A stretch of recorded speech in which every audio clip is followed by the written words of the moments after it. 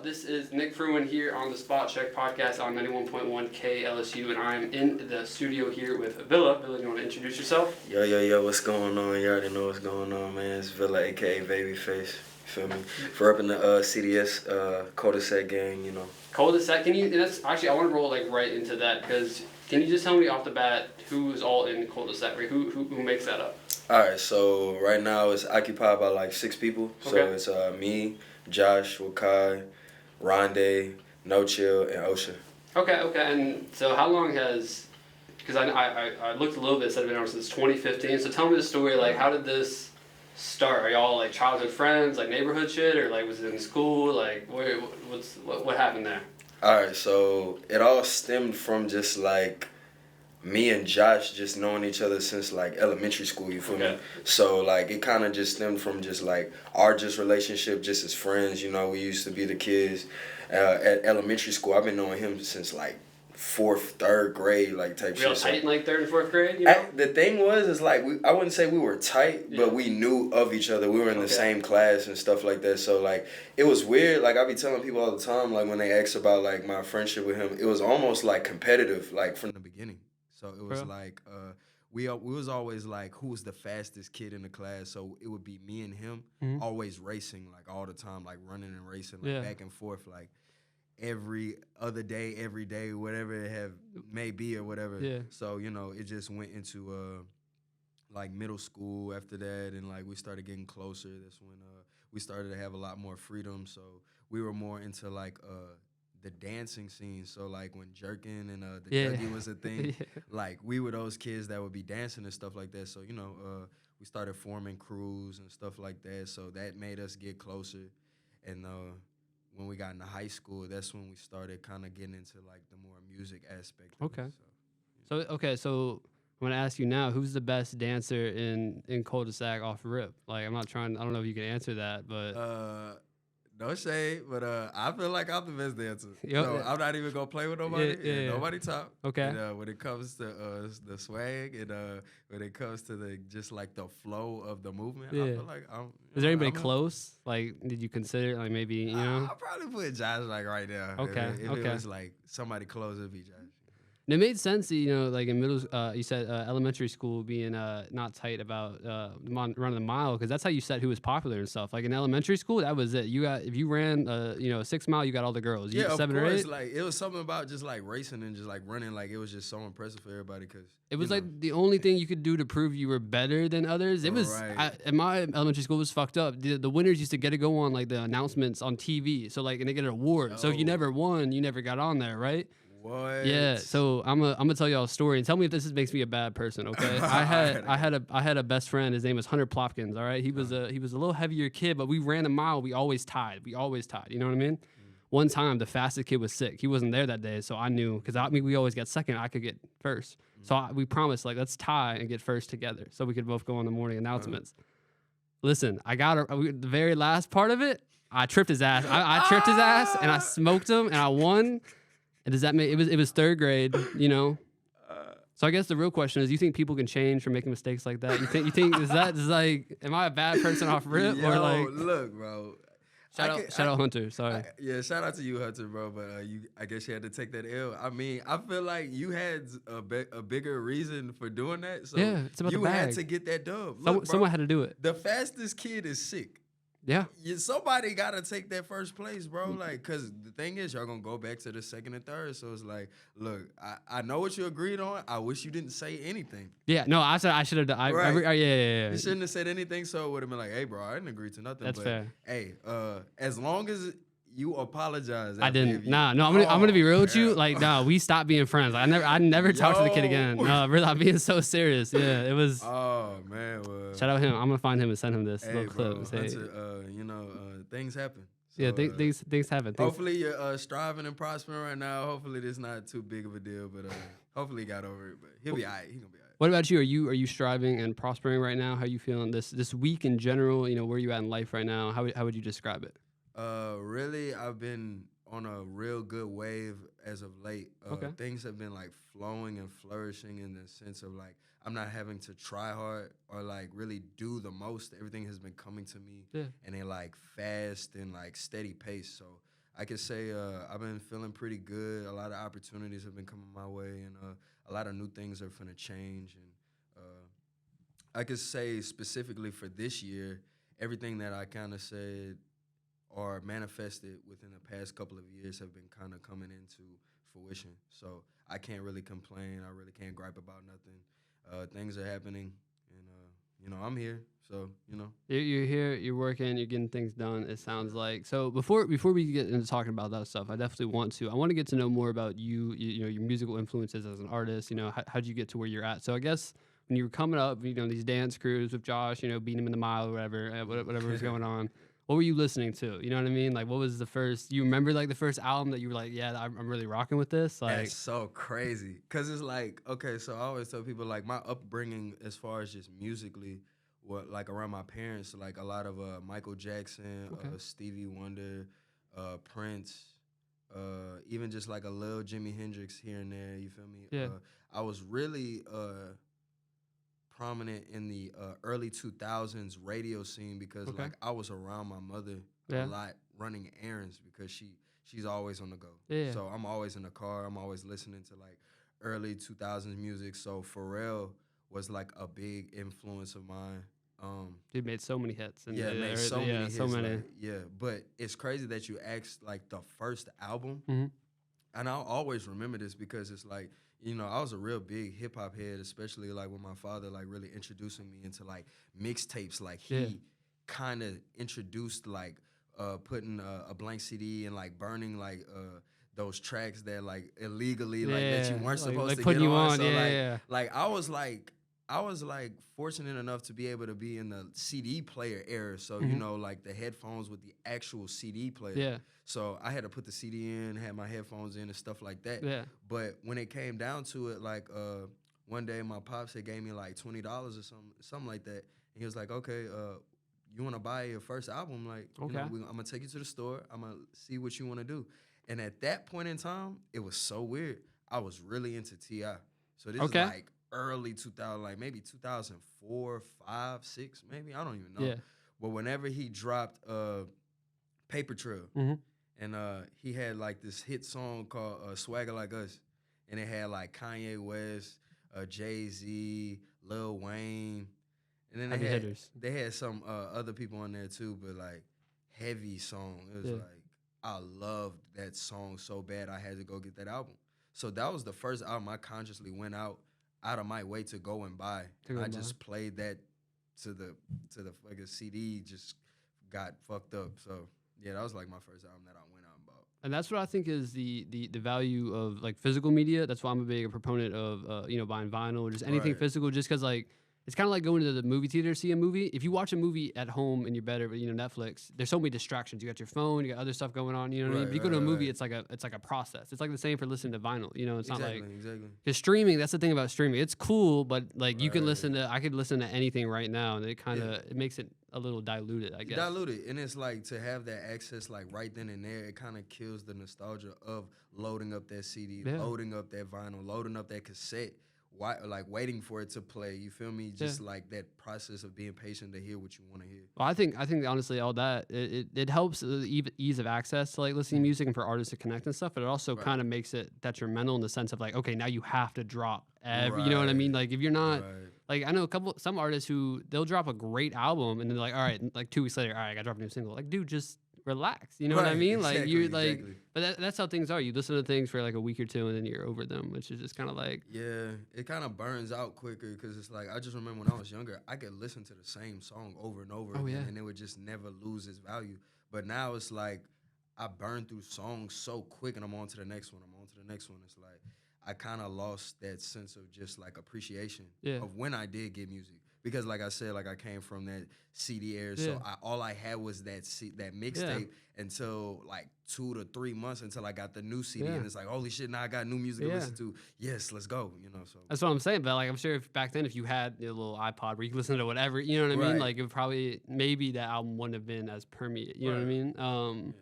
So like, is there any like albums that you constantly go back to now that like, you know, maybe not every day, but every so often, like, okay, this album is like maybe like a soothing or rejuvenating album for you? Like it's like a palate cleanser, I guess. For me, it's like like the Renaissance by Q-Tip, 2008, which honestly, okay. I have an argument that's one of the best years of like, not actually, it's one of my favorite years of hip hop, 2008. There's a lot of great albums that like stuff start coming out then, right? But that album, I can listen to that whenever, any vibe, any mood, and it'll be like, the production on it is amazing. Yeah, of course, yeah. So what about, so for you, is there any specific, maybe artist or anything like that? Like who always, if you're having a bad day, Villa, who do you put on? Or are you one of those people who likes to listen to sad music when you're sad? Nah, man. Like, I'm definitely listening to whatever I want to in the mood that I'm in. So it's like, I kind of like cater to whatever I'm feeling in the moment. But it's so crazy. I don't know why, but I do know why. Because it's like, that shit just be hitting home for me. But Kid Cudi's Indica, that album, I constantly go back to when I'm trying to get back into it's like a woosah moment. I don't know. It's just that album, it just does it for me with the production, the features, just even the storytelling on there. It's just like, it really hits home for me, and it just gives me a more nostalgic sense of like where I was at when that album did drop. You know, I was in middle school at the time.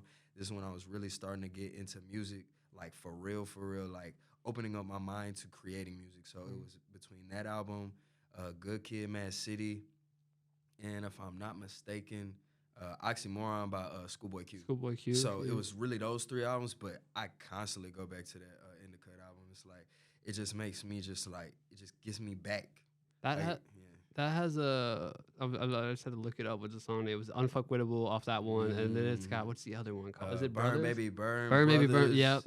No, you're right. Yeah, no, that is, like, he had a couple albums, like the in-between albums. I'm not, you know what I mean? I don't know the titles, but you know what I'm talking about. Where like people said Speed and Bullet. I think that was I like that project, but people were really, what's the one where it's him, but it's like a purple light on him? I know there's a Travis Scott song on there that's it's like Passion, Pain, and Demons. Or that something like that Demon's Land or something like that. The song Baptized in Fire off that. Yeah, that's I don't know if I've checked out the whole album, but I know like people said like he fell off. I don't think he fell off. I think what happens when artists fall off is they stop making what works for everybody. You know what I mean? But like they still have a fan base. So yeah, of course. Like I feel like you really can't fall off once you have that fan base. I think the initial sound fell off from what we are accustomed to. Yeah. But from like, you know, him as an artist, it's still the same stuff. It's really just him evolving in what he wanted to do differently. Yeah. So like I'm not a big fan of the newer stuff. The only thing that I kind of like sat back and was like, okay, Kid Cudi's back is when he did that collab EP with Kanye, Kids See Ghosts. I felt like that was like no skips. And I was like, this is that the project Kid was Cudi great. we needed. It was just too great. It was too great. It was like, this is what we needed. Yeah. So. Did you happen to see Kanye when he came through town in 2019 for his what was it called? The Sunday service. Sunday service? Yeah, nah, bro. Oh, you missed out on that. I don't know what happened. Yeah. I think I got stuck in traffic. It was a lot of it was a lot of traffic there. A girl took me there on our first date. She knew I like Kanye, so she was like, "Yeah, no, she was kind of wild. I'm not gonna lie to you." She a goat. Shout out her. Shout out her for real. But no, yeah, no, it was a great service. I was just wondering. So I guess if you talk influential artists for you, actually, no, I know the question. Right now, you know, Villa, you blow up tonight, right? And then you can work with any two artists on a track. All right, like you're gonna get their features, right? Who are you picking? Doesn't have to be hip hop artists. You could like throw a singer in, do like an interlude or something, whatever you're thinking about. So first off, let's not get it fucked up. For real, it's always gonna be the first one. As a producer, or you want him like on? I wanted both. Okay. Like realistically, I told myself this when I was like young. I was like, look, if I can make a collaborative project with him, 20 songs, 20 tracks, I'll be done with rapping. Like I'll be done. Like that's all I really want. Like, max. You can't get any better. That's really like the peak for me. He's your favorite producer? Favorite producer, favorite artist, favorite. When it comes to the fashion influencer, just even how he articulates his words. Like I wouldn't say I studied him, but I definitely gravitated to him like in all aspects of just anything. Like he was the first one to show me like you don't have to be like a real sound singer to really get a melody and like notes down and like hold a note. Yeah. Like you know, like I'm not like the best singer, you feel me? But I still be trying to hold a note. Yeah. And I be thanking him because like I don't really think he's a good singer, but he knows how to articulate it well to like be a good melody, a good vibe for you Yeah. to be like, okay, I'm with you on this. And So, with the production, you know, with the overall song, that's what I'm saying. Like, and kind of what we said earlier, just because it doesn't sound objectively good, it could be made to, you know, some people could still be into it, or you know, like it's kind of weird how like a subjective music is, you know, because sometimes I'll have conversations with people like, all right, top 5 rappers, right? I don't think you can answer a question like that, like top 5 of all time, because my top 5, your top 5, your top 5 are all going to be different, right? I'm into East Coast boom bap, but if you're into G funk, like the West Coast shit, we're gonna, you know what I mean? Yeah, but so completely you're different. gonna like clash on that. You know? Yeah. With that being said, I'm gonna put you on the spot here. Top 5 for you. Shit. And I guess because I could say top 5 like greatest, but I'm saying like your top 5. Yeah, opinion, like your top 5. Like, and we can do hip hop artist, or are we talking about rapping? Or Let's talk about hip hop. Let's just whatever you think encompass all of the hip hop artists. Okay. You know? So I'm gonna have to go with Wayne, number 1. Okay. Even though it's like, I really want to say it's a 2-way tie between him and Kendrick Lamar, but I'm gonna let it slide. You're from Baton Rouge, right? Yeah. Okay, I'm just because I'm not saying that I disagree with you about the Lil Wayne thing, but that would make sense. You know what I mean? Yeah, for sure. But I just feel like overall, like it would make sense. But that's just my Yeah, opinion. yeah, So, you know, look, absolutely. Did you know DJ Khaled's from New Orleans? I was at the record store on Government. Off the top of my head, I can't remember the name of it. And I was looking in the back, and the dude was telling me about how DJ Khaled, like his family owns a record store down there, and that's how we got in with all those the musical scene. Wow. Never hear him mention it though. No, he don't mention it at all for me. Like I've never heard him rep it at all. I think it's because, and I don't know. I think it's because his family, like his parents, immigrated to New Orleans. So I don't think they were like from there for, you know what I mean? It was one of those situations. Sure. Yeah, I thought he was from Miami this whole time. It makes sense. That's what I assumed, right? Yeah, for sure. I don't know. When I think of New Orleans hip hop artists, I think of Wayne or like Currency or something like that. I don't really think of. Anyway, sorry. Back to the top 5. So yeah, Lil Wayne, first, Kendrick Lamar. Okay. Shit. I'm gonna have to go Kanye. Okay. I gotta ask you your favorite Kanye album, but we can ask it after. Yeah. We can. Yeah, get into that. Shit. I'm gonna have to put Eminem on there just because he just depicts that lyricism. Yeah.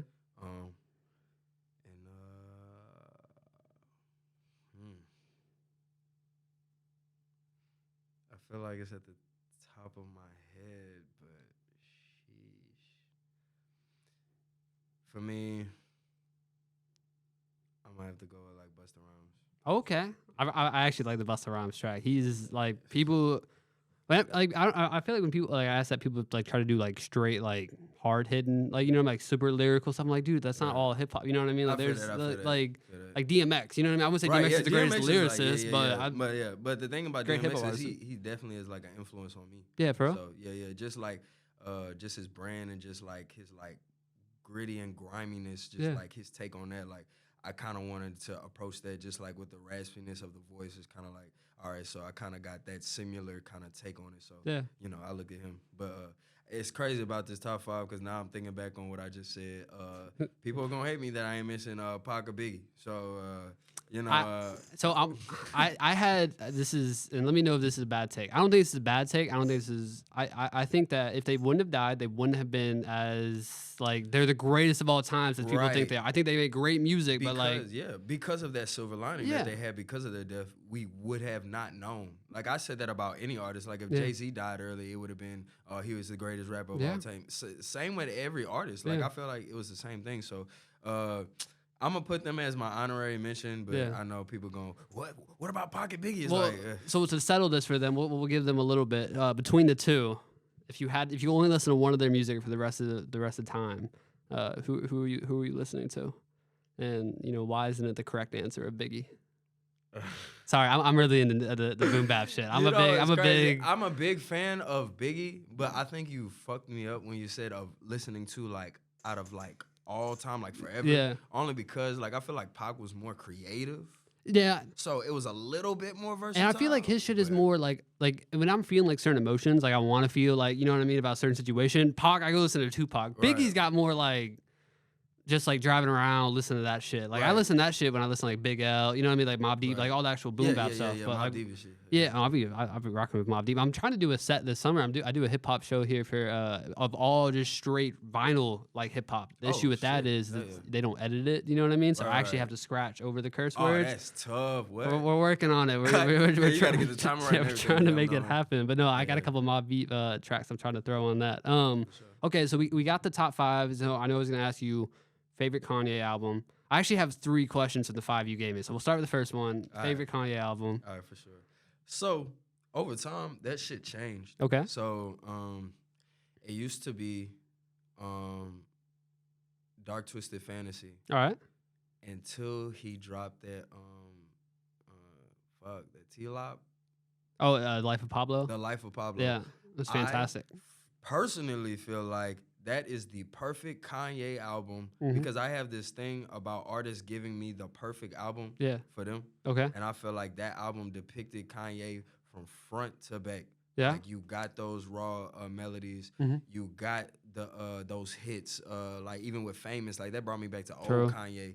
It hit a very pinnacle point in my life. This is like when I graduated and that album came out. I was just like, we was just sitting at the computer. It's funny because it was me and Josh like back at the home studio, just waiting for it to drop because we was just sitting at the computer like, oh man, he might. Yeah, you don't know with him. Yeah, because it was 3 different days we got together, but that last day it came out and we was just sitting there listening to it. So I got that nostalgic moment, and then also I don't know, you just got a lot of good features. You also got the the Christian side of Kanye, so you're getting the best of all the worlds when it came to Kanye. So that's my personal favorite album. But Dark Twisted Fantasy is literally. No, the production on that album is I'm a big fan of most Kanye albums. Yeah, it's not really. I mean, 808, you know.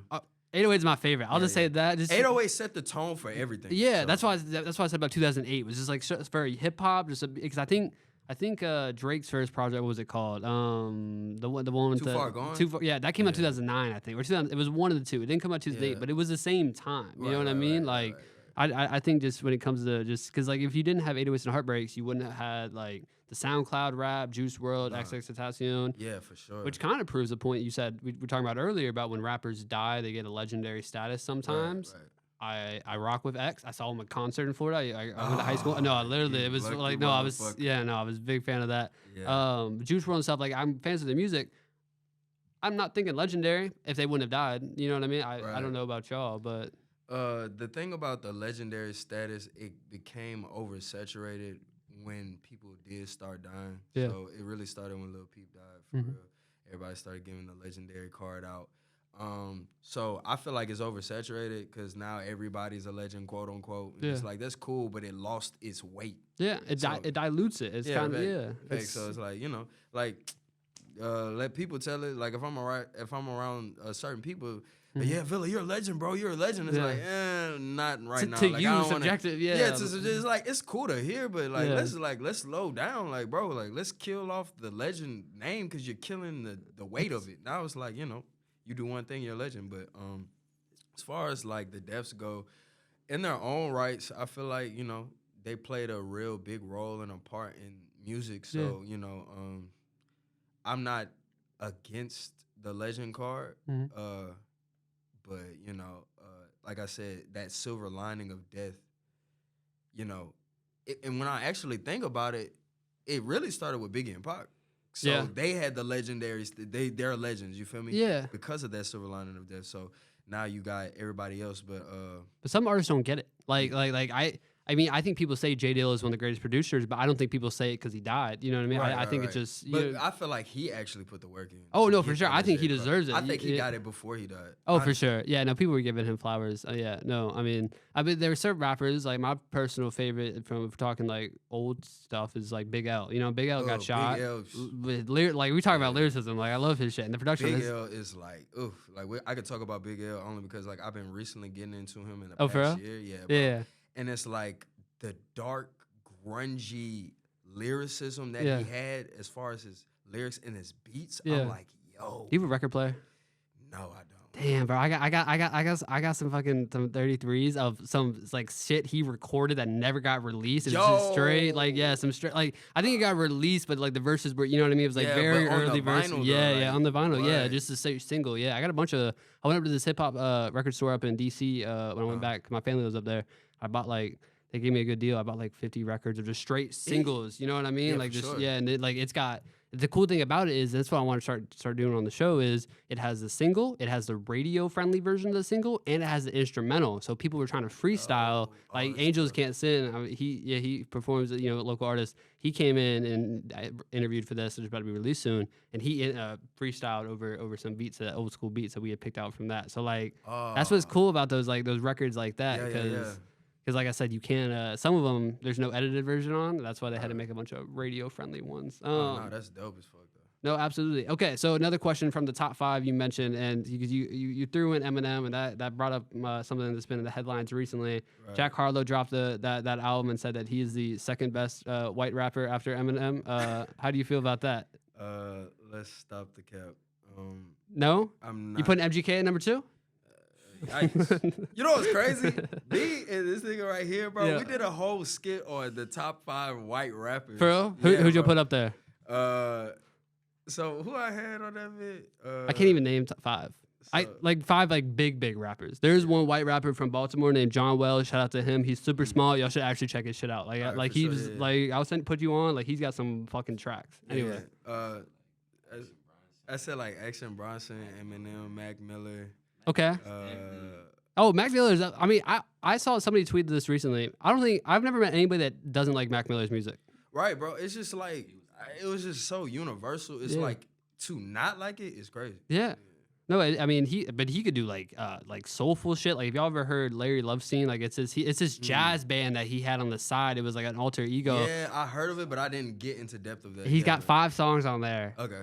Check it out. Unless you're in your feels about a woman in the last couple, I wouldn't do it. Yeah, unless you like that. You know what I mean? I be getting in my feels. I'm like, let me listen to the saddest. You know what I mean? Let me listen to the cheapest shit. Yeah, of course. Yeah, you trying to because it's relatable. You know what I'm saying? In the moment, you want to listen to something relatable. It's like you could like turn up and kind of defeat the vibe of what you're feeling. But I always tell people, feel what you need to feel in that moment because it will disappear. Don't run from it. Don't run from it because it's gonna come back. But it might come back harder. So you might as well not. That's something I've learned recently. You can't because if you just put it off, you're not actually dealing with it. You just, you know what I mean. You're putting it off until later for the future you to deal with. It's not actually not smart at all. It's kind of like. Another story. Yeah, I mean, I'm sure you can remember first time hearing like profound songs. I know this is like a classic one, like Marvin's Room. I remember my 8th grade girlfriend broke up with me after 3 days, and my homie, we were in science class, and he was sitting behind me. And he tapped me. He was like, "Check your phone." I was like, "All right." And he sent me Marvin. I've never heard it before. So I put the earbuds on in class. I just listened to it. That was quick as hell. Checked it out. Yeah, 3 days after it hit in the feels. You know. I put the head down, bro. I was. No, but that's different. That was literally in the moment. Cups like, of the literally right after it happened. Yeah. Listen to this, brother. Like, oh shit. Okay. That's the perfect time. Like, yeah, of course. If you like, all right, if you get in the whip with the homie, right, and and his girl just broke up with him, like you're picking him up from her house, they just broke up. What are you playing? Like, what's like? Are you playing music? Are you letting him play music? Oh like, man, usually if it's my some homie, Yeet? Like, some Yeet, Deserve It or some shit like Yeet or some shit. I don't know. But I don't know, like I guess like a phone. Tory Lanez. Yeah. I loved. Listen. Oh, you know what's crazy? I love me some Tory Lanez. LA Confidential. Play that shit. Yeah. Okay. Yeah. Thanks. You gonna play that shit in the car? I be like, I don't know. I love Tory Lanez. I love the toxicity of it, even though I don't condone it or anything. But it sounds so like he just makes it sound so cool. You know what I mean? Like, it's just like it's cool to be toxic. Yeah, like it works. Obviously, right. You know what I'm saying. But so when you are driving around a normal day, what do you listen to? You listen to hip hop shit, or does it kind of depend on the day? You listen to R&B shit. You know what I mean? Hyper pop. Like what's Villa listening to? It really just depends on the mood for real. If I'm about to get lit, I'm usually listening to a lot of like SoundCloud rap for real. If I'm with my little vibe, you feel me? Listening to like a lot of throwback songs. Okay. That be like R&B or just songs that kind of hold weight as far as nostalgia go. It really just depends on the day for real. But usually like when I'm with my partners, I'm listening to like SoundCloud. So that consists of like Yeet, Jace, Okay. Icy Twat. I don't know. Are you gonna put me on that? Yeah, yeah. Oh, he is another influence of mine. Okay. Like just like coming up, just knowing like that sort of like Yeah. realm. So it depends on the vibe of what's okay. So specifically, you're on a first date. You pick the girl up. What you playing? Do you pull out good music, or do you pull like what do you cue specific songs? Or do you put it on a shuffle? Because don't lie and say you put it on a shuffle. Every dude puts on specific songs, and maybe you restart the song if she doesn't get in the car fast enough, so she hits a good part. Is that right? has that happened to you before? I wouldn't say this. Look, I don't have certain songs I pull up. I always put my shit on shuffle because my shit is that raw. I don't gotta pick it out. Okay. But I will say this: sometimes I will pause the song if it hitting hard. I'll be like, "Ooh, this bitch gonna hit." When she needs to hear this. She needs to hear this. I'll put that bitch on pause. Or better, I'll rewind that bitch when she get in the car. Like as soon as she open the door, rewind. Yeah. Like, you know. Yeah. Sometimes I do it, but I'll put it like I'll rewind it to the beginning, and I'll put it forward 10 seconds so she doesn't know I rewind. I'll play it off. Be like, what's up? Like I didn't, I didn't know what was going on. But you put it on a shuffle. That's never ended badly because like I'll put it on a shuffle and it'll put it on a song that's just like bad for the vibe. You know what I mean? Like you're on a date with the little girl you've been on 2 or 3 dates with, and it's just like Tory Lanez talking about sleeping with 8 girls, and you're like, you bobbing your head like because it sounds good. Right. Okay. So usually when I'm with like a certain vibe, they're really going off of nostalgia of like, oh my God, you know this song? Yeah. Oh, I know this song. I like this song. Yeah. So 9 times out of 10, it's usually like, what's playing, bro? Like Frank Ocean, maybe like some Pink Panthers, or like maybe even Tory Lanez, or like Bryson Tiller. I have the same birthday as him. Yeah. January 2nd. Oh, really? Shout out him. Yeah. Shout out him. But it's always good vibes. Like I've never ran into anything, but one girl specifically is really into whatever song is playing is something I'm trying to say. So I remember specifically I played Bryson Tiller. It's not like something like it's not gonna work or something like it's like so the song is like something tells me it ain't gonna last, baby. It ain't gonna last, baby. And then like that shit was playing. You just looking at her. She turned it down and she's like, so you wanna like tell me some shit or like what you on? I'm like, what you mean? She like, you got this shit playing loud as a bitch and you vibing like. That's how you feeling? I'm like, no, like I really fuck with this song. You don't fuck with this song? She's like, turn this shit off. I'm like, yo, what the fuck? You should have played Sorry Not Sorry with Bryson Tiller. Like immediately after that shit, you should have just immediately went into that track. Right. So I was like, wow, you really paying attention to the point to where you think this is how I'm feeling right now. Nah, the vibe. But some people do that though. Some people do play songs like in specific. I've been in situations like that. I've never done it, but I understand it. So okay, are there any artists that if like say a girl comes in you with, she has art. She's like, let me, if there any artist she plays that you're like, I'm not hanging out with her again, or any types of music, like if she's playing like hardcore metal. I'm so just unless you're with it. I'm just so diverse. See, I'm just such a jokes. Yeah. I utilize every and any moment to my advantage. Like, even if it's awkward or even if it's on some left field shit, I'm gonna make it either funny for me or entertaining or make it a moment in general. So I'm never really just like, yo, this shit over with. Nah, get out. Okay. It's very rare. Like I'm trying. Villa's got a heart. That's what I'm hearing. Hey man, look. People want to paint me as a villain, villa for villain, yeah. But I got a heart too. Like I cry at night too, man. Okay. Like, So the last question about this kind of this field. Right. So you're from Baton Rouge, right? Like you're a local. You know what I mean? You know the scene. You know the city. Right. I'm not from around here, man. I need some advice. What's the best? Give me the best first. Like what's your first date like laid out? Like what's your go to? Do you have a? Because I'll be real with you. I've taken 9 girls to the same restaurant in the 3 years I've been here at LSU. Is that fucked up? Is that? Hey man, that's really player for sure. Like you don't really got to do too much and they impress. Yeah, it's the same spot. I know the price. They put me at the same table. I know it's a good vibe. Yeah, like and then it's a flexible. If they know you, they're like, hey, they do. Hey, what's up? They do now. They do. They know. Oh, that's what I'm saying. Is that like so? What do you have a game plan for you? Like what's? So I'm always going off the whim. So it just depends on the girl, depends on the vibe, depends on how I'm feeling. Yeah. I might take her maybe because I'm all about like giving off a good first impression, giving off an experience because like that's just me and my thing with just like kind of taking a girl out, like making sure she gonna remember that shit. So it's like either I might take her to that Tsunami restaurant that's like downtown just to let her catch a vibe outside because I know nobody. she probably ain't never been there, or Yeah. I'll take her to go get some, something like different, like might take her to a Jamaican spot. Or There's a good spot. I don't know if you're talking about a specific spot. My friend took me to a specific spot near it's near Brightside. yeah, like, Brightside, yeah. I know yeah, what spot yeah, you're talking about. spot, That yeah. I went there like 3 months, like 2 months ago. Yeah, shout out to that spot. Yeah, that or sheesh, I don't know. It's just like multiple places like I could go, but usually I'm usually like taking her somewhere. So usually it'll be like on a rooftop or like on the top of a parking lot. Yeah. I know a couple abandoned buildings to where it's like I'm very adventurous, so I like to do something that, like I said, is gonna be very memorable. Like you're never gonna forget. So like I got a couple of abandoned buildings, like I walked them through. Yeah. Almost on some like, you gotta trust me.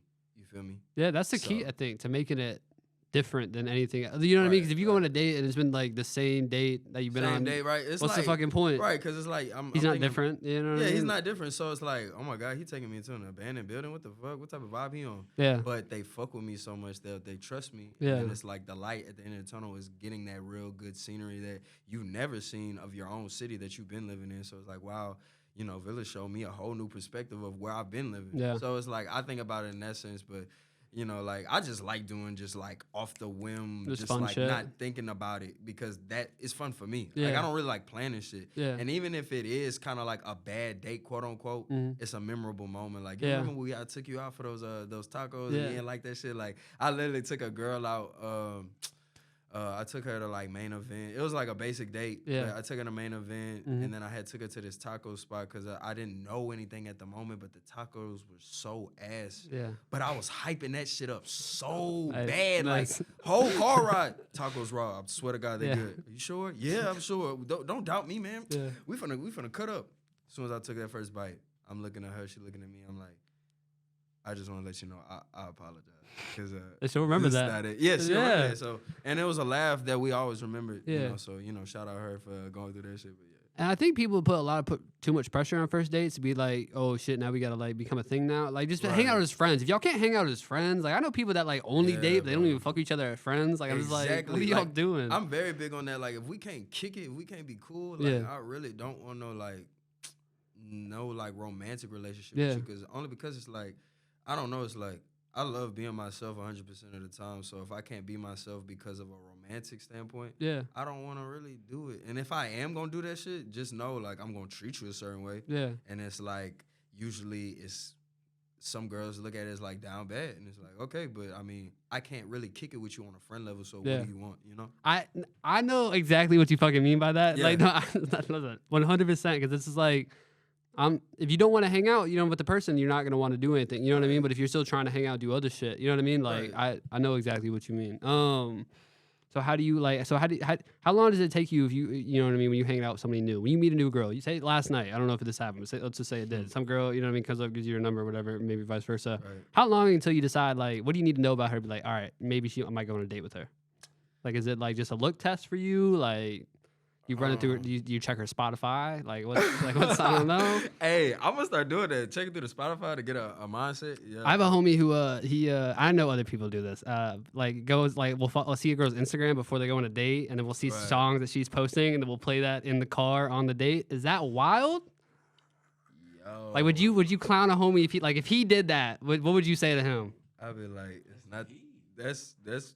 Nah, it's not that serious, dog. What the fuck? It's like planning for it, It means you care. Like yeah. And it's like Joe from You. That's like like he trying to get start it right singing to her, like you know what I mean? Right. But I guess I'm just never been that pressed to really do like preparation. Like, okay, let me see what this girl likes. Let me this, that, and the third. Like I've just like ran into like girls like online. You feel me? And like just off the curiosity of getting to know her. I'm listening to like the Bubble or whatever, they might have some music and I'll be like, okay, like she got some good music taste, but I'm never like prepping like, okay, this is what she likes, this is what she likes to do, so this is what I'm gonna go about. It's like, nah, bro, when a girl fucking with me, you entering my world, you entering my state of mind, what I like, and you gotta be accustomed to that because I live a certain lifestyle that you have to be cool with, as well as yours. I understand that, but I feel like if you're not cool with my lifestyle, I really couldn't be cool with yours. So I don't really prep for shit. I really just do shit. So what do you think is something in your lifestyle that girls might not fuck with?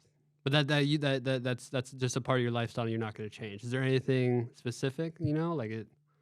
Literally, currently going through this right now. It's just the consistency of just being there. Of doing shit, like going out and doing shit, or going just out, or even just the consistency of communicating. You Yeah. feel me? Like, I'm always on the move. I'm always on the go. I'm always doing something. So I'm never really stagnant or sitting down to, like, hang out a lot with a girl. Like, I gotta take my time out to be like, all right, like, we're gonna do this, that, and the third, plan it out. Sometimes it's off the whim, but rarely. You don't want to hang out every day with someone you just met, bro? Like, right? For 3 weeks straight?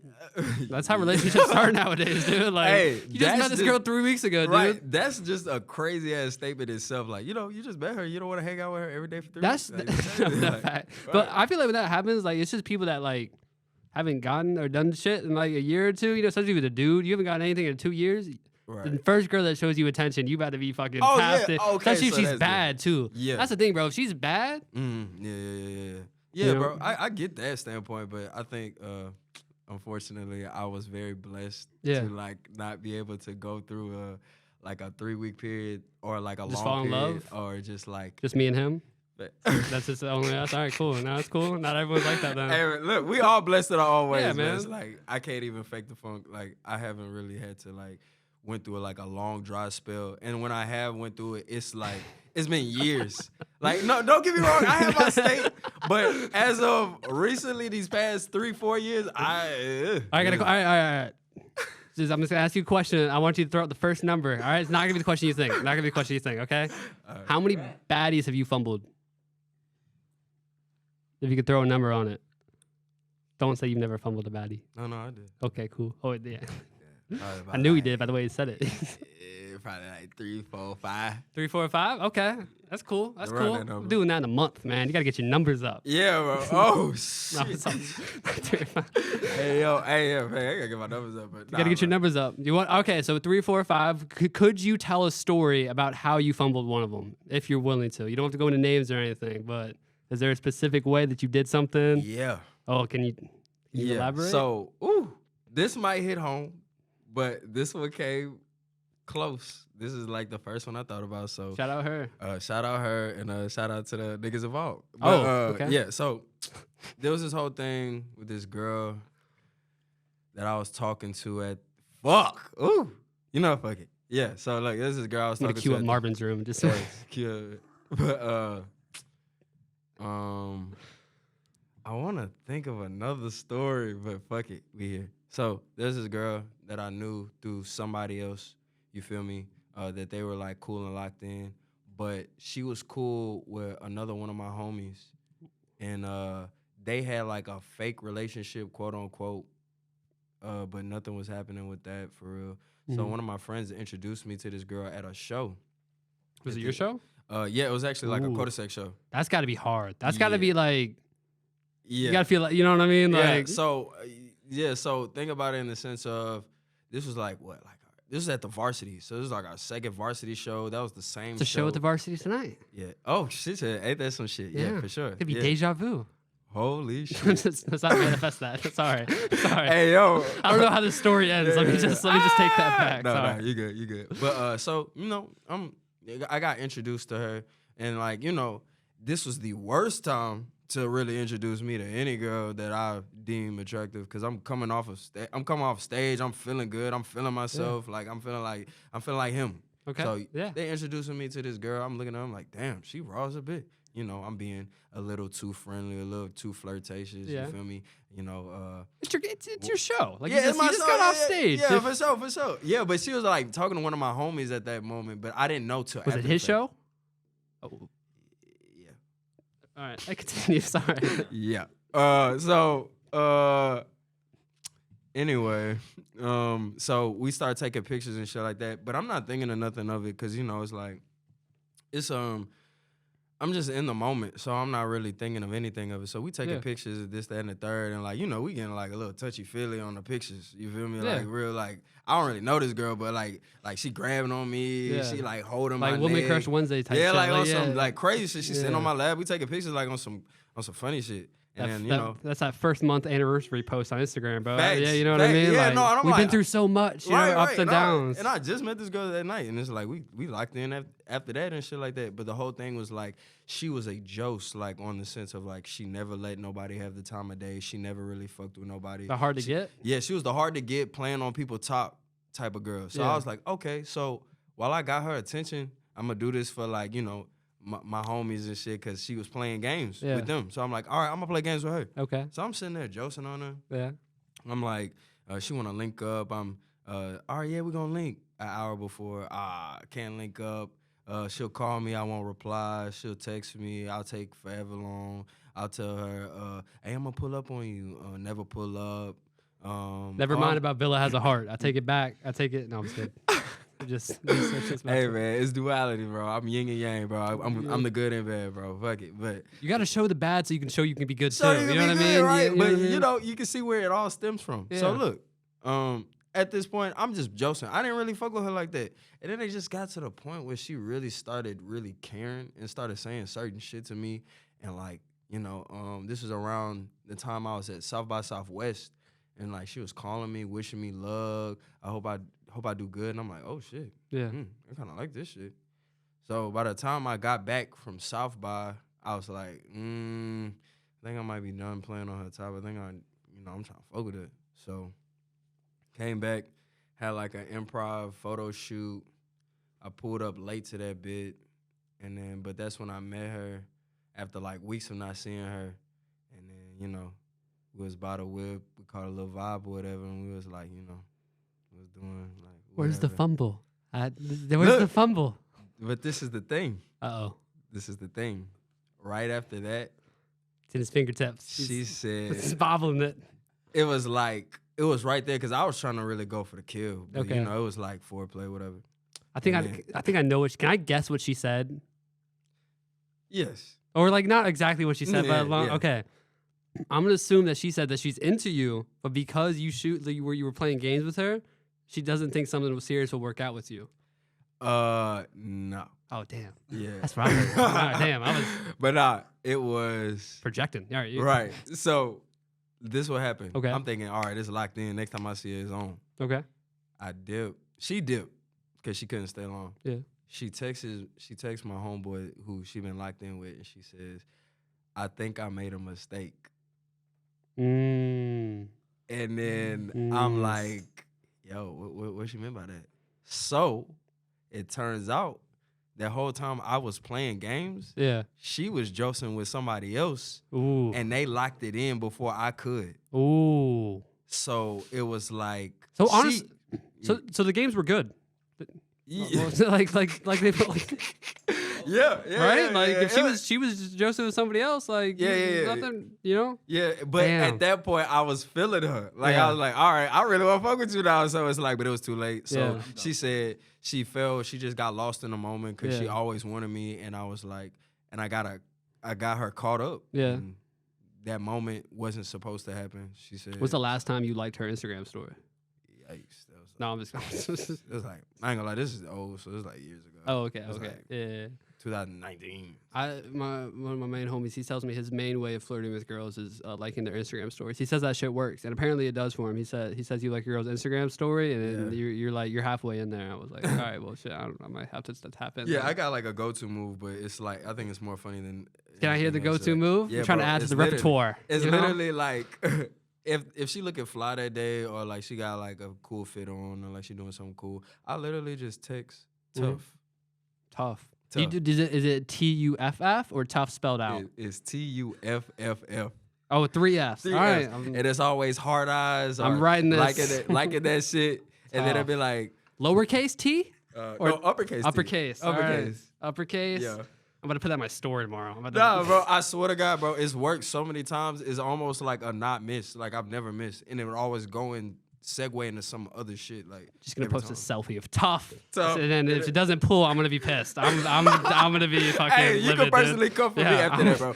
Villa, what the fuck, man? I put tough in Villa, dude, I fucking tried, bro. I tried it. Bullshit. Okay. All right. So that's your set move. Yeah. I had an old move. Can I tell you my old move? So when I used to do a show in here, I was in here like every day for the radio. That's the actual like live booth where they like from the actual frequency. Yeah, for sure. I used to, I'd be on, I'd be talking to like 2 or 3 girls. I would tell them all, I'm gonna play a love song for you at 6:30. No. And I would tell all of them to tune in at 6:30. And I would do a talk break. I would like, yo, shout out. This goes out to a special one in my life. And then I would play it, and I'd have like 3 girls listening to the same song. Yeah. That's P as fuck. Shout out them. Shout out them for real. Shout out them for real. Bro, that's P as fuck, bro. I did that. I need that, bro. Tap in, Hey, bro, actually, while you said that, you can dedicate this to a special. I've done that. For real? I've done that. In a song? Songs. Yep. I figured hey, it. bro, I ain't gonna lie. I made a song about you. Really? Yeah. You know what's crazy? This is about to fuck up my whole motion. Yeah. I don't care, son. Shit happens. The expose. We're gonna, you know what I mean? But see, that's what he says. He's got like a whole layer of other shit. This is old shit that he was doing. Yeah, this old shit. This like, is I want old some whole other shit now. So now, I see. I understand what's going on here. Okay. I understand what's going on here. All right, we should talk about the music. We should talk. I forgot. Yeah.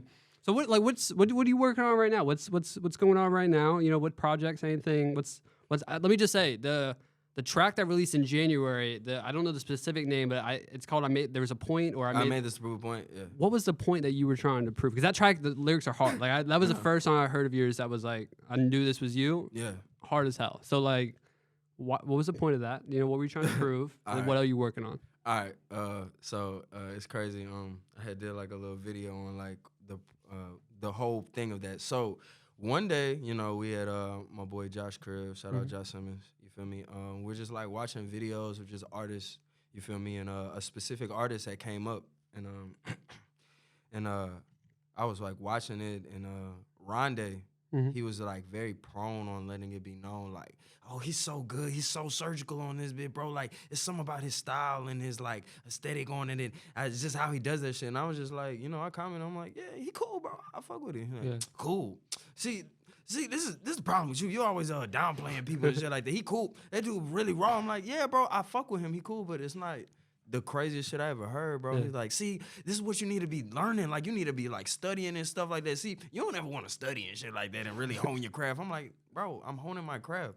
And the whole point was I didn't have to listen to him multiple times to understand what he was trying to articulate. And then he was like, no, bro, you gotta listen to that like as many times as you can, because you might learn something different every time. I'm like, yeah, for certain artists. Yeah. I didn't feel like he was that artist to really learn, like, you had to listen there were to layers. It's not a lot of layers. Like T-Pab or something like that. Where you can listen to that shit like 30 times and find something new. Yeah, you can find something new. Him is like, you heard it 2-3 times, cool. It's like a boom bap beat and one guy rap. Like, bro, boom bap, no ad-libs, off beat, with the rhymes and the scheme and shit like that. I listened to it backwards. That's what he meant, dude. You gotta find the hidden messages. What? I think that's what he meant. But anyway, so I'm like, bro, I'm gonna keep it G, bro. Like, I could do that shit, bro. Like, I could do that shit right now. It's like, nah, you can't do that. See, you always disrespecting people. Like, you can't even do that, bro. You can do that right now. I'm like, you know what? Since you want to play on my top like that, I got you. Literally. And that's the story. And that's the story. Went in the studio, recorded it, and, the rest is history. Yeah. The crazy part of when that happened, I was going to see my family in Kansas City, Missouri. Okay. So I kind of like caught a vibe out there, and I started catching that vibe of just that song alone. Yeah. So after I recorded that, that's when I went out there, and then you got the follow up track with Tracks in the Snow. So yeah, that's the most recent one that came out, right? Yeah, it's the most recent one. So that's really just been that vibe. And while I was out there, it was snowing and stuff like that. So I'm looking at nature. It was like a real good step back moment for me to kind of like rekindle back to just like my early stages of just like rapping, you know, just like with more honing in on the lyricism. Because like with these tracks, if you notice, like from my other work, it's just audio track. It's like me and the instrumental. Yeah. So no ad-libs or anything like that. So yeah, no, I know, I did notice that, and that's why, like, because like when it comes to the type of hip hop I'm into, like I listen to everything, but I genuinely like the boom bap, like the lyrical stuff where it's just that's why I fucked with that track, because I like your other tracks, but that one, you know what I mean, was produced in that sense. That's why like artists that do specific, like I'm trying to think of like big artists that don't really sound like that, but did something like that, like when XX Assassino did with that Joey Badass, what was it called? King's Dead. It was King's Dead, but then there was a second one that was it was like on the album. Yeah, it was on the album. I can't remember the name of it off the top of my head. It was like, I think it was like 888. 888, yeah, it's not exactly like that. Love that, you know what I mean? Like some boom bap shit like that. But no, so that's why I really did enjoy that track. So if after I do this interview, say I go out, right, and someone's like, so what'd you do today? I told them I did an interview with you. They're like, oh, who does he sound like? Not saying you sound like anybody, but you know, like if we were on Spotify radio, what other artists do you think they're putting in with you? Besides Culdesac, because I think that would be the obvious. Yeah, that's obvious. I guess as far as like, in my opinion, I put myself just like overall, because the thing about me is I'm so versatile. Like I do different things. So like I put myself in like the realm of like maybe like a Travis Scott or like even just off of what people have told me, like. They tell me I give them sometimes Playboy Cardi vibes, X vibes. The fit it gives Travis, Playboy Cardi, like in that in that realm. Yeah, for sure. Which I think is important. And I've noticed that that's a big part of Culdesac is like the fashion aspect of it. But I do think having the fashion, not only the fashion, but it's not only about the music anymore. It's about the brand. You know what I mean? Right. Like because it's not like we were saying earlier. It's so accessible, and there's so many artists that you can find. You got to figure out like who's really, because I can name top of my head guys who make great music, but have like they don't have any branding. They don't have they don't try on social media and stuff. Right. And it's hard to grow like that. You know what I mean? Yeah, and especially the day and age we're in right now, it's like you gotta be on your pivot with everything you do. So not only the music, not only the content, not only the fashion, not even just how you articulate yourself as an artist, like how I'm even on this interview. It's like multiple aspects that play the part into how far and your longevity in your brand. So you could just be good at music, but it's only gonna be a crutch when it's like, but you're not the most like articulate with your words when it comes to who you are as a person or your lifestyle or just like the way you dress, like, you feel me? So it's only like, it'll only put you in a niche, and it's like, that's cool, but we'll only put you in a category. But once you're versatile in the sense of your overall, people can't pigeonhole you or put you in a box. So it's like, people can't just put me in a box. They can't say, oh, I like how he had that shit on, but I don't like his music, or I like his music, but he don't put that shit on. Oh, I don't like how he speaks, or I don't like his lifestyle. It's not really giving or a rapper or shit like that. It's like, I feel like I hit damn near every avenue, if not even more. So I feel like I go back to what I keep saying, just like with the versatility. It's not just with the music, it's just with my life in general. So. I feel like it's also like depends on what someone thinks a rapper should look like. If you ask my 70-year-old great grandfather from Greece what a rapper looks like, he's thinking like the most like stereotypical 80s version of a rapper. You know what I mean? Right. He doesn't know anything about rap. But if you ask someone who's like into the hip hop scene, you know what I mean? But even it depends. Like you ask someone who goes to LSU or someone who lives here, it's a different idea. So like, for sure. Not really you know what I mean? There's not really a box to even though people probably do try to put like you into a box and artists into a box, but I feel like that's hard to do. You know what I mean? Yeah. So I guess like you're working on, you have these 2 new tracks that released. January you got the one that just came out recently. So going forward, what does success look like for you? Like say in the next year, you know what I mean? Like what are you trying to achieve? Like tangibly, you know what I mean? Like what do you got your eyes set on? So as far as right now, I've been having a lot of opportunities come my way. So I've been working with this new distribution called Too Lost. So they've been kind of pushing my brand past like my reach. So now I can kind of say I have like a team just to push just my solo stuff as well as like the Culdesac stuff. So realistically, like I'm pushing a lot more singles out just to kind of build up the hype for a project. I guess like it'll be cool to kind of break it here. The 225, I had told people I was dropping something called Vinyl. It was really just a rendition of just like my upbringing as far as hip hop goes, and just the foundation of what Culdesac was. So I feel like I made this a proof point, and Tracks in the Snow depicted the sound of Culdesac. Like that's where we started up as. But I actually have a short EP coming out with a short film called Vangel. Vangel? Okay, so that's the EP name and the short film name. Yeah. So it consists of 3 songs, but the visual aspect is the more focal point of it. So that'll probably be the more recent project that you will get from me if I do put it out recently, but I'm really focusing on these singles. Yeah. I actually have a song called Merry Go Round out right now on all platforms. Yeah, actually So- check it out. It's a good track. Yeah, Oh, yeah. yeah, appreciate you. So this is kind of like me shifting into the sense of like I'm really focusing on just building up my brand in the sense of like what is the most obtainable. So right now I'm focusing more on content and doing reels, TikToks, stuff like that. Yeah. And singles. So that's mostly what I'm working on to build up for the projects such as like Vinyl, which is gonna be pushed through Culdesac. That's gonna be my Culdesac project. Yeah. And then Vangels, you feel me? That's gonna be my solo. Yeah. You feel me? So I will say that having a project named Vinyl and not having a record player, you're gonna have to change that. You know, I know, you get a record bro. player, and I got some records for you. I I'll feel like let you such lend a, you. like I feel like such a poser right now. Like I wouldn't because I almost reposted this yesterday. There 50% of vinyl buyers in like the last 4 years don't have a record player. Like that's Right. been, which is cool. I know so many people like that just buy vinyl just for the, you know what I mean, like Right. just to have it, which is cool. I waste so much money on records. It's literally like every time I walk into a record store, it's Yo. literally like I have like 300 records right now at my place. Like it's like just way too many. You can't even listen. You know what I mean? Yeah, Listen to one at a time. Right, it's like right, it's like right. sneakers. You know what I mean? You can open up your own store with that. Yeah, no, honestly, that's end goal. In like 20 years, we'll be able to find a record Right, store. right. You know what I mean? And we'll have, hopefully we'll have a Culdesac record in there. So, Yeah, have y'all for ever thought about doing like, I don't know if y'all have, but like a Culdesac, like a compilation album, like kind of like a Dreamville type thing. You know what I mean? Yeah.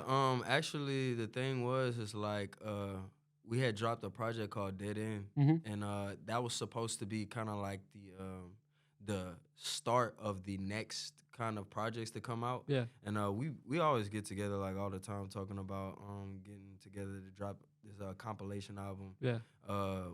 So the thing with that is like with our schedules and everything, and with us entering this new state of just like with things happening for us individually, it's been hard to get us all in a room to discuss that. Yeah. But as far as anything from us, we're trying to plan events right now. Okay. Just like so you can catch the vibe of Culdesac. All together, like All a together, unit. You know what I mean? and seeing what we can provide for the city, and just like what a Culdesac like vibe is. Like it's past the music. Like I was saying earlier, like it's bigger than just the music. So what that is gonna be setting up for the compilation tape. So you're definitely gonna see something from us this year. Okay. We'll probably drop a couple of singles. Which is why I kind of like, as of right now, I've been kind of like pushing like my recent singles through Culdesac to kind of keep the motion going for those singles to come out. So okay, cool. Yeah, no, absolutely. I would love to see all you guys together. I feel like that would be extremely cool. I will say, so KLSU, we've had Wakai here. I think we had him here 2 years ago, a year and a half, something like that. right. I think it'd be cool. I don't know if y'all would be willing to do this at some point. You can talk about it. Right. We could live room in here. We could do like a Culdesac cipher or something like that. We could set up. We could get a DJ in here. Sam already said he would do it, and literally just set up and just mix. You know what I mean? Yeah, like if y'all are ever willing, I'm trying to do more hip hop live rooms and stuff like that, because most of our live rooms we do are like rock bands and stuff like that, which is cool. But the hip hop stuff is some of my favorite stuff to do in here. So we could talk about it if you're ever interested. For sure. I think it's something fun to do. Oh yeah, most def. So if we did do that, you know, and you get to pick, what type of beat would you want for your part of the cipher? If you could just describe it, like, do you ever freestyle in the car if you're smoking? You know what I mean? I don't know if you do smoke, but yeah, for sure. I mean, you know, I kind of like started out freestyling before I kind of really started recording and shit like that. But so what you search on YouTube? You search like Mario type beat? Like what do you? I don't know. You know? I guess right now I would probably look into more like, because like we talking about ciphers, like okay, we really gonna do some cipher shit. So that's really when I'm kind of kindling back into like my like real hip hop boom bap vibe. So it's really, I feel like boom bap is the best for ciphers. Like just because it's a lot more repetitive in the sense, you know what I mean? Like it's a loop instead of like some West Coast shit, which is a lot more dynamic. So but it's like you could rap on anything, but it's like, you know, you could look up any type of beat, like, you know, you look up a Travis Scott type beat, a Baby Keem type beat, but like for me, I guess specifically if I'm gonna enter that realm, because when you say cipher, it's like I need to do it the right way. So I'm probably thinking like this off the top of my head, maybe like either a Jay Dilla beat,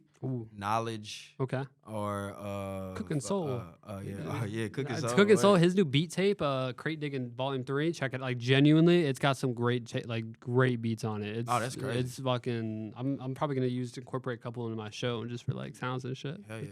That or like West Side Gun, Okay. or Alchemist. Yeah. Alchemist, he's been like Alchemist works with all my favorite rappers. I'll say this: Domo Genesis. I've been rocking with Domo Genesis since like way back, since he dropped Genesis back in like 2015, Yes, 2016. bro. That's a great. That is one of my favorite hip hop projects of like all time. Like that is. Bro. Yeah, Damo is so crazy only because it's like he was so slept on, but he could actually spit and rap. Yeah. And it's like he got one of my favorite songs called "Go" with him, Tyler Creator, and Wiz Khalifa. Like, and then he did a song with Anderson .Paak. Yeah, I felt like he was really in his bag, bro. Like, he had Mac Miller on that project too. Yeah, bro. Yeah, like that. No, that project was. I'm telling you, it was fantastic. Another.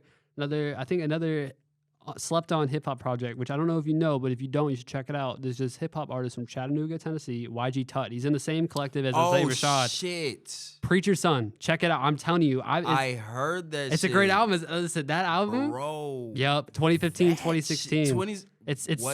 I think it's 2015. I got it on vinyl because he just released it on vinyl recently. What? I've been a fan since 20. I found it on Spinrilla, which basically they're shutting down, by the way, which is, as a hip hop fan, is crazy. But anyway, though that album, because he was like, that album came out before Isaiah Rashad was big. You know what I mean? So like, that's a great project. Bro. My boy Josh put me on YG Tut. For real? Yeah. Shout out Josh. And it's like crazy that you even mentioned him because it's like a whole memory just popped up. Yeah. And just showed me that shit. And he's kind of tapped in with the Baton Rouge scene because he's got a track with Gyra. Oh yeah, for sure. Yeah, that's like because I remember when the first time I interviewed Gyra, he told me, I was like, that's fucking, because I brought up YG Tut. He was like, oh yeah, I got a song with him. I was like, yeah, bro, that's fucking wild, dude. It's crazy. Okay, so would you in the long term? Obviously, like you're from Baton Rouge. I'm sure you love Baton Rouge. I've grown very fond of the city, but it's not very big. I really wouldn't call it a city. To be honest, I would call it a large southern town. Right. That's how I would describe it. Yeah. So there's not a lot of opportunity for hip hop artists. There's some, but there's just not a lot. Honestly. Yeah. Have you thought about relocating somewhere else? Yeah. In the long run. In the long run, of course. Like not even in the long run. In the short run, like hopefully this year. He's moving next week. Yeah, like shit. If I had my way, I'll move after this. We already exposed everything with ladies, facts. So like might as well. Yeah, we need a new market. Yeah, facts. Honestly, it's like I've just noticed that when I travel outside of my city, that the love and the camaraderie and just like the genuine just like interest is like I don't have to ask for that shit. Yeah. It's like, who are you? What do you do? What is your music? Oh my God, I fuck with it. I'm playing it for my friend. I'm showing them. Now they're hitting me up talking about my friend show me your shit. Or hey, I heard about your show and my friend was at the show and now I'm fucking with you. Yeah. It just seems so seamless to where, like I said, like like definitely gotta relocate. And just with my brand in general, I just feel like I don't really depict what you might think a Baton Rouge rapper would sound like because, not really, but, subconsciously, I'm competing with like Youngboy and that whole sound and Fredo Baines. And that's shit what like you think about when you think about Baton Rouge rap. Yeah, for sure. So I'm definitely competing with that ear. Yeah. And when you listen to that and then you go listen to my shit, whether it be, Major Proof a Point or Merry Go Round, it's like, this isn't what I'm used to. And, unfortunately, with our environment, deal with a lot of closed-mindedness. Yeah. So I wouldn't say I'm very it's not a lot of open arms when it comes to this scene down here. It's really like I gotta pry that shit open, and then even when I do get it open, it's like still like they trying to close that bitch. So it's like definitely branching off is just like it's a must. Yeah. Only because it's like it's a weird thing. It's like they won't respect you till you go do something elsewhere, and then they'll open their ears out because it's just something about the perception of, oh shit, he popping out in Cali. Oh shit, he popping out in Houston. Oh, he got it lit out there. Now I'm gonna listen to him. Maybe it's because everybody else wants to escape too, and they're like, oh, he's escaping. Let me see what he's doing so I can tap it. You know what I mean? Right. Yeah, for sure. Yeah. And then like just understanding that it's like I gotta move a certain way because it's like I could do the same thing and like do a lot of the same shows and a lot of the same opportunities that I've been doing, but it'll only be a detriment not only to me but to them to become a fan. Yeah. Because ultimately a lot of the people that are here want to become a fan, but you have to create that perception outside of your city for them to become a fan. Yeah. So I understood that, and that's why you gotta branch off. I got to. Absolutely. All right. So I have we're at about an hour and 15 right now. So we've only got a couple more minutes left. We've been rolling for a while. Yeah, for sure. So I wanted to try this. I haven't done this with you guys before. Basically, I went back and listened to a couple of your old tracks, right? I brought some lyrics from there, right? I brought lyrics from one track. I didn't get specific or anything. I want to read the lyrics, and you have to tell me what song it's from. You think you can do that? We gonna try. Yeah. All right. It's just 3 lines. Very simple. Okay. Hoes, they pick and choose. Say that I'm the dude. Plus, we making moves. Yeah. This move. Move. Yeah. All right. Cool. Yeah. No, because I never know if artists. That was like 2016 or 20. That was an old one. Yeah. Bro, I made that shit in high school. That shit crazy. When I was looking on your Spotify, that was one of the things that, you know what I mean? I was because you have like, there was like a whole era of singles where it was like this like similar single, you know what I mean? It looked the same. The iconography. It's like a color palette, like depicting like that time and age. Yeah. Like when I first got on all platforms, just to get the vibe of what I was on. Yeah. Yeah. Cool. Okay. Yeah. I wanted to see if you knew that one. Were you nervous about which lyrics I was gonna bring up about? Yeah. Okay. I be saying some crazy ass shit, so I didn't know what you was gonna pull up. Yeah. Yeah. All right. That was pretty PG-13. Okay, so and then another thing that I want to ask you about, because I think with this episode I want to release a playlist with you of music that you listen to, so people know what you listen to. So Right. Are you a Spotify guy, Apple Music guy? Spotify, but I'm kind of like the black sheep of the playlist. How so? YouTube. Oh my goodness! Yeah, that's fucking wild. Yeah, so the thing about YouTube, that's like a red flag, dude. Dude, I was talking to a girl recently who I stopped talking to her because of the YouTube shit. I'm not even lying to you. That might sound crazy, but I would send her music and she was like, "I only listen to this on YouTube." I was like, "That's such no disrespect to you." No. I really don't care, because I think about it in this standpoint. YouTube has every and anything audio that's ever been dropped. Yeah. Spotify doesn't have everything. Apple Music damn sure don't have everything. Yeah. So when I want you to enter my world, I want you to enter that bitch, not like coast over that shit. Like my YouTube playlist is literally the depiction of who I am, what I like, what I love, what's nostalgic to me, what I grew up on, what changed my life. All right, we'll make a Apple YouTube Music playlist. And Spotify don't. You know? No, we will make a YouTube playlist, and we will. So here's what I'll ask: sometime, and then maybe today or whatever. Send me 10 songs that you fuck with recently. Just 10 songs. Sure. Yeah. I'll match a couple, and then that playlist will go out. And anybody that wants to know what you listen to, they can tap in. And you know what I mean? Yeah, for sure. Just so people get an idea of what you as an artist are fucking with. Bet. Is there anything that, you said earlier when we were walking in that you were just preparing for this interview, right? So is there anything that you were like, God, I hope he doesn't ask about that. I hope he doesn't, you know what I mean? Like, I asked about the fumble. You told me about that. So I don't know what else I could, you know? Mean, I'm really Is there anything I'm not touching on that you wanna tap into about? Nah, man. I don't really, as far as like preparation goes, I kind of ended a new state of mind of just like, the less preparation, the better for me personally. Because if I go into certain things with a certain mindset, then I kind of fuck up my own I get anxious, but not anxious, but like think about it too much. Yeah, do the same thing. Yeah, so like I'm very free of mind when it comes to any and everything I do. Like everything is off the whim, off the just strength of me. So just like this interview, I had nothing prepped. I had nothing that I was thinking I was going to be talking It's a blank about. screen right It's now. a blank, right? Yeah, I'm just looking and tapping every once in a while. What you tapping No, about? dude, I'm I'm taking out notes. No, I'm looking at my Google Calendar. Just you know what I mean? So a question I have is, so say you have a long week, you do a lot of shit that week, get a lot done. Right. Saturday you get that done. For me, Sunday is always my rest day, where I don't do a lot. You know, Right. What on a day of rest, you know what I mean, where you're rejuvenating, what does that look like for you? Day of rejuvenating. Shit, it's kind of crazy. Or do you do that? Even with rejuvenating, I'm always doing something.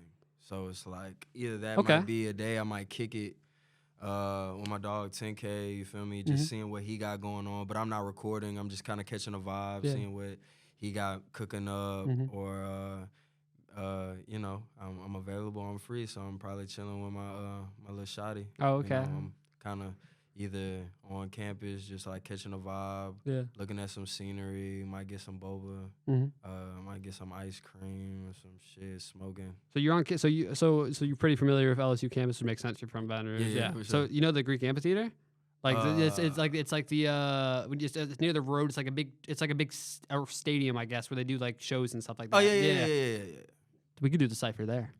Yo. I already got permission and everything. Bro, that's actually raw. Yeah, I've had permission for like a year to do it. I just been Yeah. trying to find people to actually make it happen. Oh no, the aesthetic down there was dope. It was dope. It See, is, yeah. yeah, because we thought about doing live shows there, but the issue with that live shows there is that the seating is fucking uncomfortable as hell. It's like stone, you know what I mean? Yeah, but stone, for yeah, but for no. recording, just like Mhm. you know what I mean, would be Yeah. great. So Yeah. you know, yeah, if Hell you want yeah, to tap in I'm about it, definitely we can talk about it. All right. Well, if there's no last questions. Anything on your end that you wanna tap in before we wrap this up? As far Anything as people should be looking forward to from you besides the music dropping, like because this interview will probably go out in the next week or half. So you know what I mean. If there's Yeah, for anything that you sure. want to update people about. So I guess around this time, you know, like I said, dropping some more singles. I'm probably gonna have a follow up to Merry Go Round, which is out right now. So by the time y'all hear it, it'll be kind of rolling out. Dropping a video for Tracks in the Snow, so you should see that around the time that this is coming out as well. Nice. You know, I kind of wanted to plug my partner in crime here. You feel me? 10K for a pair.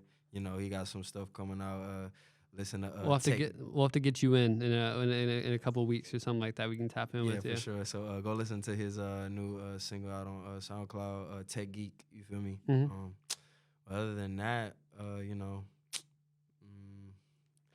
Perfect. Yeah, that's pretty much it. Cool. All right. Well, this has been Spot Check with Villa here at 91.1 KLSU, and we will catch you guys next week.